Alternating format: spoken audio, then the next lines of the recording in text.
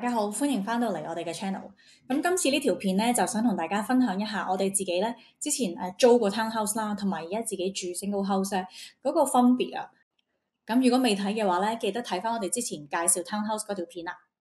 咁其實咧，好多人喺揀 townhouse 同 single house 之間咧，最大一樣要考慮嘅嘢咧就係鏟雪啦。咁我就想同大家分享下鏟雪呢個問題先。咁冇錯，townhouse 咧佢個 condo fee 咧已經係包咗鏟雪噶啦。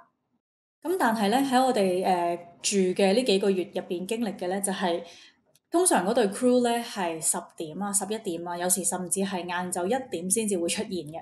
咁其實咧，如果朝頭早要出門口，咁我哋嗰陣時門口係有條樓梯，咁落咗樓梯咧就係一條車路啦，跟住就係 parking 咁樣啦。咁其實咧，大家都係要鏟下幾級樓梯啦。咁然之後我哋嗰架係可以4驅啦。咁其他嗰啲私家車咧，其實都要自己鏟個 driveway 先至出到車嘅。肥仔就唔理啦，佢就直接鏟過啲雪就出咗去嘅。咁所以你話鏟雪佢哋 condo fee 包埋係咪好方便咧？我又真係唔覺。咁唯一嘅分別咧就係鏟嗰個 sidewalk 啦。咁當然嗰隊鏟雪 crew 咧就會鏟 sidewalk 啦。咁但係如果大家好似我哋咁係住 single house 嘅話咧，city 鏟雪咧都係淨係鏟車路嘅啫。sidewalk 咧係嗰個 property owner 嘅責任嚟嘅。咁一般咧 by law 就係要求個 owner 咧就係落完雪之後24小時內咧就要鏟貼住自己物業嘅嗰條行人路啦。咁所以如果佢一路 keep 住落雪咧，我哋就唔會理噶啦。落完雪24小時內咁就搞掂咗佢啦。咁等大家經過嘅人咧會行得安全一啲。咁其實話by law咁即係有冇啲咩後果咧？咁基本上如果你唔鏟咁，然之後有啲咩事發生咧，有人跣低跌親咧，咁個責任就會入咗屋主數噶啦。住 house 咧，其實咧要攞信係要出嚟呢一度噶。我哋之前住 townhouse 咧，係送到去自己門口嗰個信箱啦，超方便啦。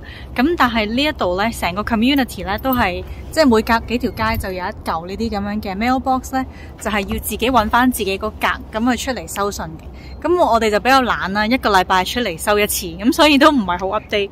咁呢一樣嘢咧，就係我哋覺得同 townhouse 相比咧，有少少唔方便嘅地方啦。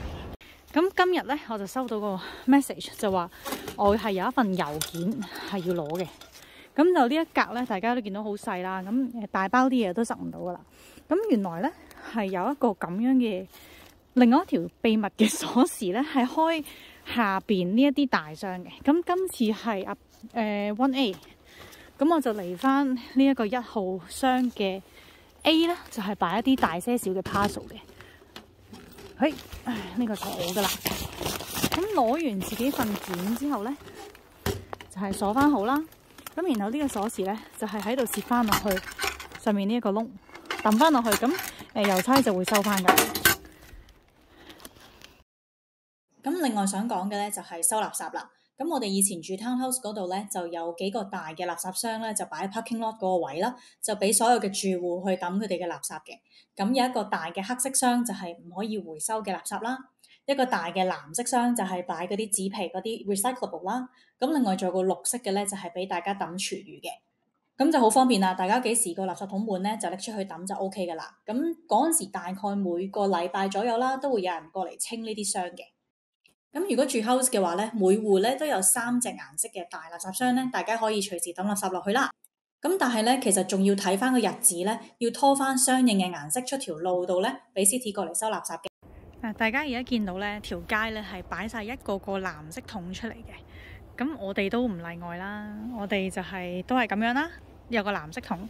咁其餘嗰2個色咧就擺咗喺入邊嘅。咁點解咧？其實咧喺City of Calgary 咧，咁有個 app 咧係負責話俾大家聽收垃圾嘅。咁啱啱咧今朝就係收呢個藍色桶。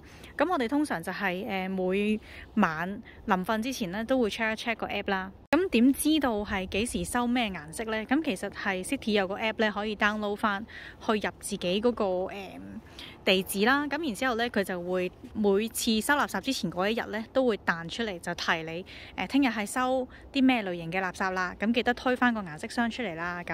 咁就通常我哋係夜晚推出去嘅，因為佢朝頭早通常7點鐘左右會收啦。就而家我就要拖翻佢入去啦。咁再收呢，就係下個禮拜啦，因為而家係冬天啦，咁佢會收得疏啲嘅。俾大家睇一睇我個 app 啦，咁我會見到咧嚟緊一個月咧喺邊啲日子會收垃圾啦，咁同埋收啲咩顏色嘅桶嘅。咁其實佢嘅指引入邊咧都寫得好清楚啦。咁最好就係前一晚推出去，因為佢朝頭早7點鐘左右會嚟收啦。咁然後每一個桶咧都有一啲佢相對應嘅垃圾嘅。咁譬如黑色桶咧，如果係擺一啲尿布啊嗰啲咧，就要係 double back 去入好佢啦。咁同埋唔可以擺建築廢料啊。電子產品啊等等嘅，同埋留意翻咧嗰個桶上邊咧係有個箭嘴嘅，咁嗰個箭嘴咧就係要指翻住條街出邊，咁佢嘅垃圾車咧就會收得方便啲啦。咁可能大家都知道啦，咁黑色嘅桶咧就係擺啲唔能夠回收嘅垃圾。咁其實咩叫唔能夠回收咧？其實 City 咧都有自己好清晰嘅指引嘅。咁而家喺 screen 度 show 嘅咧就係一個好簡單嘅 reference 啦。咁如果大家咧想認識多啲嘅話咧，可以直接上去 Calgary.ca 度睇嘅。咁譬如黑色 cart 咧，佢寫到明咧就係我嚟擺一啲發泡膠啦。跟住，譬如花園入邊嗰啲膠喉都可以嘅。咁留意翻咧，其實有一啲嘅發泡膠嘅容器咧，佢會寫住自己係 recyclable。咁但係 City 咧都係 prefer 你擺落去黑色嘅。咁就同埋啲薯片袋啊、尿片啊、一啲膠嘅餐具咧，其實都係擺黑色嘅。咁而 lotion 同埋 toothpaste 嘅 tube 咧，我自己咧就有個習慣，同埋一啲skin care 嗰啲咧，我會儲起佢。然之後因為 Walmart 咧，佢有個箱擺喺度，係專係收呢啲咁樣類型嘅嘢翻去 recycle 嘅。咁我就覺得直接抌落去黑色箱好似有少少可惜。咁我就儲埋一次過，可能個零兩個月就去 Walmart 抌一次咯。咁其他顏色咧，譬如藍色咧，個個禮拜都收嘅，就係 recycling 啦。咁有啲咩可以擺落去咧？咁主要就係一啲紙類嘅嘢啦，跟住一啲膠嘅樽啦，咁包括係洗衣液嘅樽啊、洗頭水嘅樽啦嘅垃圾袋咧，即係好多膠袋用唔晒嘅話咧，都可以抌落去啦。咁有啲罐啊，咁就 glass jar 同 bottle 咧就唔建議大家抌落去呢一個 recycling cart 啦。如果佢哋飲品樽嘅話，即係譬如紅酒樽啊、果汁樽啊嗰啲咧，其實係可以拎去bottle depot 度賣錢嘅。咁但係如果係 source 嘅樽咧，就可以抌落嚟呢一個 recycling 啦。咁留意翻咧，呢一個 recycling cart 咧係唔好將所有嘅 recyclable 嘅嘢紮住晒落個膠袋入邊，係要 loose 嘅、鬆散嘅。咁至於綠色咧，就係一啲food and yard waste 啦。咁我主要就係廚餘啦，暫時冬天就冇 yard waste 嘅。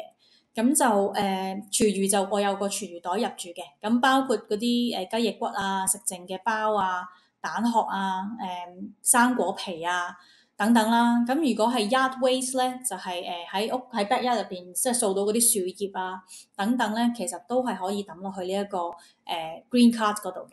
咁同埋最後咧就係一啲 pet waste 啦，即係我哋執咗狗嘅便便咧，其實紮好落去一啲可以分解嘅袋度咧，咁亦都可以抌落去呢個綠色嘅桶度嘅。以上呢3樣嘢啦，鏟雪啦、收信啦，同埋呢個抌垃圾咧，就我覺得生活上喺 townhouse 同埋 house 最大嘅分別啦。希望大家都中意睇呢一條片，同埋覺得有用啦。咁記得喺走之前俾翻個 like，有啲咩喺下邊留言同我哋講。咁未 subscribe 嘅話，記得 subscribe 我哋啦。咁我哋下次再見啦，拜拜。